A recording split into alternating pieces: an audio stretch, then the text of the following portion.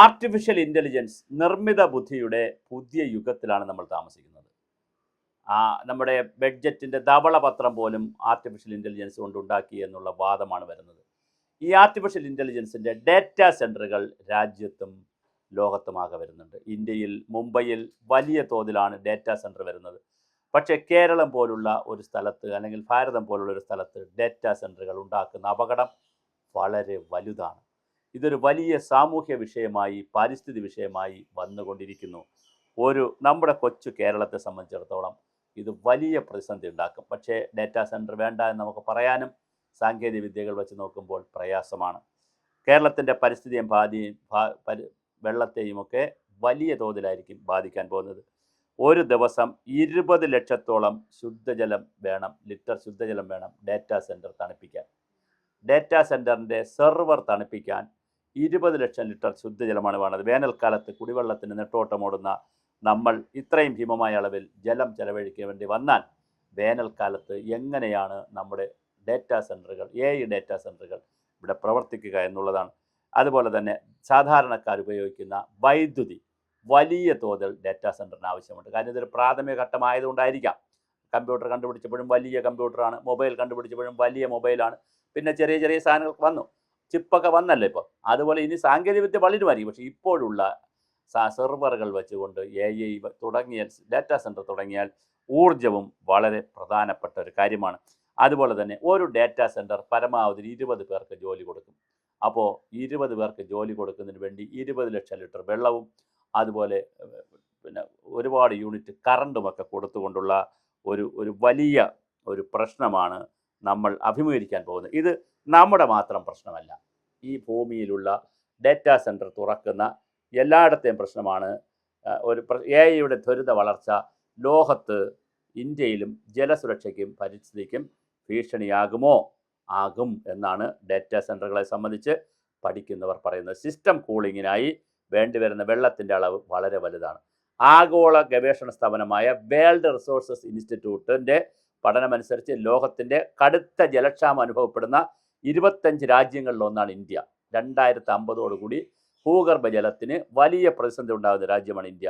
ആ ഇന്ത്യയിൽ data centre വിപ്ലവം വലിയ പ്രതിസന്ധി ജലമേഖലയിൽ ഉണ്ടാക്കും. ഇനി അതുമായി ബന്ധപ്പെട്ട ചില നല്ല രസകരമായ കാര്യം, നമ്മൾ ഒരു കാര്യം ഇപ്പോൾ ലക്ഷക്കണക്കിന്, ഒരാളല്ല കോടിക്കണക്കിന് ആളുകൾ ഒരു കാര്യം AI ChatGPT ചോദിച്ചാൽ സെക്കൻഡുകൾക്കുള്ളിൽ അത് മറുപടി തരും. ഈ സെക്കൻഡുകൾക്കുള്ളിൽ അത് മറുപടി തരുന്നത് അതിൻ്റെ സെർവർ മറ്റ് സെർവറുകളുമായി വെബ്സൈറ്റുകളിലും പത്രങ്ങളിൽ വന്നതുമായിട്ടുള്ള ഡേറ്റ എടുത്തിട്ടാണ് തരുന്നത്. അല്ലാതെ ഇത് ഡേറ്റ ഒന്നും ജനറേറ്റ് ചെയ്യുന്നില്ല. ഒരു ഡേറ്റയും AI ജനറേറ്റ് ചെയ്യുന്നില്ല. ജനറേറ്റ് മീൻസ് സെക്കൻഡറി ജനറേഷനേ ഉള്ളൂ. പ്രൈമറി ഡേറ്റ ജനറേറ്റ് ചെയ്യുന്നില്ല, പോയി സർവേ നടത്തുന്നില്ല വീടുകളിൽ പോയി. അതേസമയം പ്രൈമറിയായി എടുത്തു വച്ചിരിക്കുന്ന ഡേറ്റകളിലേക്ക് പോയി വെബ്സൈറ്റുകളിലേക്കൊക്കെ പോയിട്ടാണ് ഈ AI ഇതെടുത്തു തരുന്നത്. അപ്പോൾ അതിന് വേണ്ടി എടുക്കുന്ന ഊർജം, അങ്ങനെ വരുമ്പോൾ ഡേറ്റാ സെൻറ്റർ തണുപ്പിക്കാൻ കൂളിങ്ങിന് വേണ്ടി വരുന്ന വെള്ളത്തിൻ്റെ അളവ് വളരെ വലിയ അപ്പോൾ ഇതിൻ്റെ കമ്പ്യൂട്ടിംഗ് എന്ന് പറയുന്നത് വളരെ പ്രധാനപ്പെട്ടതാണ്. അതുപോലെ തന്നെ ഞാനിപ്പോൾ നേരത്തെ പറഞ്ഞു, ഒരു ഡേറ്റാ സെൻറ്റർ എന്ന് പറയുന്നത് മുംബൈയിലെ ഡേറ്റാ സെൻറ്റർ 30 മെഗാവാട്ട് ശേഷിയുള്ള ഡേറ്റാ സെൻറ്റർ 78 കോടി ലിറ്റർ വെള്ളമാണ് ഒരു വർഷം ഉപയോഗിക്കുന്നത്. ആലോചിച്ച് നോക്കൂ, എത്ര ആളുകളുടെ കുടിവെള്ളമാണ്. അതേസമയം ആ പ്രദേശത്ത് ഒരാൾക്ക് ഒരു ദിവസം 130 ലിറ്റർ വെള്ളം ആവശ്യമാണ് എന്നാണ് കണക്ക്. ഇന്ത്യയുടെ നഗരപ്രദേശത്തെ 16,000 പേർക്ക് ഉപയോഗിക്കാവുന്ന ജലമാണ് 30 മെഗാവാട്ട് ശേഷിയുള്ള ഒരു ഡേറ്റാ സെൻറ്റർ പ്രവർത്തിക്കുമ്പോൾ. ഇതെത്ര കൗതുകമുള്ള വാർത്തയാണ്. ഡേറ്റാ സെൻറ്ററിൽ പുറന്തള്ളുന്ന ഹരിതഗ്രഹ വാതകങ്ങളെക്കുറിച്ചും ഗ്രീൻ ഹൗസ് എഫക്റ്റ് ഉണ്ടാക്കുന്ന കാർബൺ പോലുള്ള വാതകങ്ങളെക്കുറിച്ചും ഗവേഷകർ മുന്നറിയിപ്പ് നൽകുന്നുണ്ട്. എന്നാൽ ഇതിൽ ചില അഭിപ്രായ വ്യത്യാസമുണ്ട്. AI ഡേറ്റാ സെൻറ്ററുകളിലെ പരിസ്ഥിതിഘാതങ്ങൾ മൂലം കേവലം കാർബൺ ബഹിർഗമനം കൊണ്ട് മാത്രം അളക്കാനാകില്ല എന്ന് UN ശാസ്ത്രജ്ഞരും ഇപ്പോൾ വാദിക്കുന്നുണ്ട്. ഇതിനകത്ത് 2 അഭിപ്രായമുണ്ട്. ഡേറ്റാ സെൻറ്ററിൽ പ്രവർത്തിക്കുമ്പോൾ ഉണ്ടാകുന്ന ശബ്ദശല്യവും വളരെ ഭീമമാണ്. അപ്പോൾ നോക്കൂ, വളരെ ഗുരുതരമായ ഒരു പ്രതിസന്ധിയിലേക്കാണ് പോകുന്നത്. ഡേറ്റാ സെൻറ്ററുകൾ 2030 കൈയടക്കാൻ പോകുന്ന ഭൂമിയുടെ അളവ് 14,500 ചതുരശ്ര കിലോമീറ്ററോളം വരും. അതായത് ജക്കാർത്ത മെട്രോപൊളിറ്റൻ പ്രദേശത്തിൻ്റെ ഇരട്ടിയോളം വരുന്ന പ്രദേശം. ഭൂമി ഇല്ലാതെ വരുന്ന ഇടങ്ങളിൽ സർക്കാർ ഭൂമികൾ ഏറ്റെടുക്കുന്നതിനായി സ്വാഭാവികമായും കൃഷിഭൂമിയിലേക്കും മറ്റ് ഭൂമികളിലേക്കും ഇത് മാറേണ്ടി വരും എന്നുള്ളതും ലോകത്ത് വലിയൊരു പ്രതിസന്ധിയാണ്.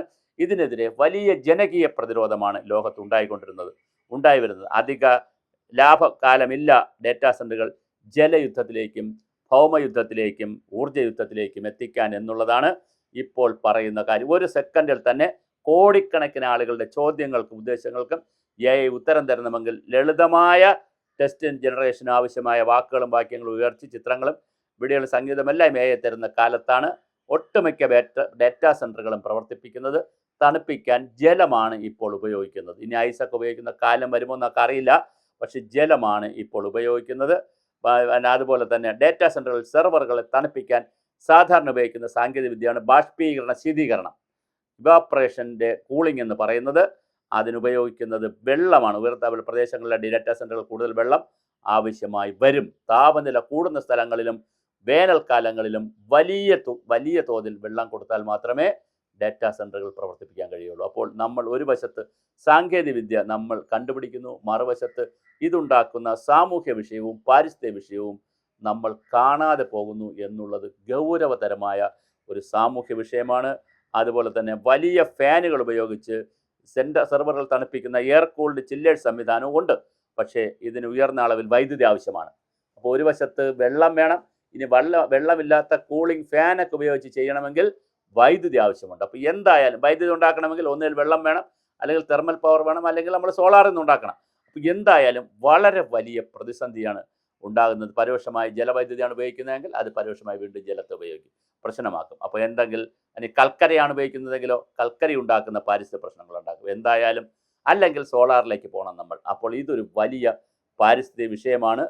നവമുംബൈയിൽ ഏറ്റവും കൂടുതൽ, നവമുംബൈ എന്ന് പറഞ്ഞാൽ ഇന്ത്യയിലെ മുംബൈയാണ്, അത് നവമുംബൈയിലാണ് വലിയ ഡേറ്റാ സെന്ററുകൾ വരുന്നു. Yotta data services, sci fi, Adani കണക്സ് തുടങ്ങിയ ഡേറ്റാ സെന്ററുകൾ ഇവിടെയാണ്. രണ്ടാം സ്ഥാനത്ത് ഹൈദരാബാദാണുള്ളത്.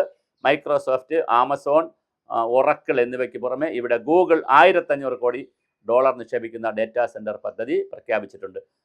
മെറ്റയും റിലയൻസും ഗുജറാത്തിലെ ജാംനഗറിൽ ഡേറ്റാ സെന്റർ സ്ഥാപിക്കാൻ കൈകോർത്ത് കഴിഞ്ഞു. ഇത് വളരെ ഗുരുതരമായ സാമൂഹ്യ വിഷയമായി, പാരിസ്ഥിതിക വിഷയമായി വരും. മഹാത്മാഗാന്ധി പറഞ്ഞ ഒരു വാക്ക് പറഞ്ഞുകൊണ്ട് നമുക്ക് ഈ വീഡിയോ അവസാനിപ്പിക്കാം. ഇതിൻ്റെ വിശദാംശങ്ങൾ നമുക്ക് വരും ദിവസങ്ങളിലും കൂടുതൽ വീഡിയോസ് ചെയ്യാൻ പറ്റും. അതായത് ഗാന്ധിജി ഒരിക്കൽ പറയുകയുണ്ടായി, വ്യവസായവും വ്യാവസായിക വിപ്ലവവും ഒക്കെ വരട്ടെ, പക്ഷേ അത് മനുഷ്യരെ ഉപദ്രവിക്കുന്നതാകരുത്, മനുഷ്യനെ യന്ത്രങ്ങൾ വിഴുങ്ങരുത്, അങ്ങനൊരു കാലം വരരുത് എന്ന് പറഞ്ഞ വാക്കുകൾ അറം പറ്റുകയാണോ? നമ്മുടെ ഭൂമിയിൽ വരുന്ന ഓരോ സാങ്കേതിക വിദ്യയും ആറ്റം ബോംബ് കണ്ടുപിടിച്ചപ്പോൾ നമ്മൾ വിചാരിച്ചില്ല അത് ഹിരോഷിമയിലും നാഗസാക്കിയിലും ഇടുമെന്ന് വിചാരിച്ചില്ല. പക്ഷേ അത് കൃത്യമായി പ്രയോഗിച്ചു. ഓരോ കണ്ടുപിടുത്തങ്ങൾ വരുമ്പോൾ അത് മാനവരാശിയെ നശിപ്പിക്കുന്നതിനും മാനവ സമൂഹത്തെയും പരിസ്ഥിതിയെയും ജലത്തെയും നമ്മുടെ ഭൗമ വ്യവസ്ഥയും ആവാസ വ്യവസ്ഥകളെയും കയറി പിടിക്കുമോ എന്നുള്ള കാര്യം ഗൗരവതരമായി ശാസ്ത്രലോകം ചർച്ച ചെയ്യണം. നമ്മളിവിടെ ആവശ്യമില്ലാത്ത ജാതിയും മതവും വർഗവും വർണ്ണവും ഓരോ പരിപാടികളുടെ കാര്യങ്ങളും ആരെവിടെ പോയി എന്നൊക്കെയുള്ള കുഞ്ഞു കാര്യങ്ങളെ പറഞ്ഞ് നമ്മൾ സമയം കളയാതെ ഇത്തരത്തിൽ ഗൗരവമുള്ള ചർച്ചകൾ നമ്മൾ നടത്തേണ്ട കാലം അതിക്രമിച്ചിരിക്കുകയാണ്.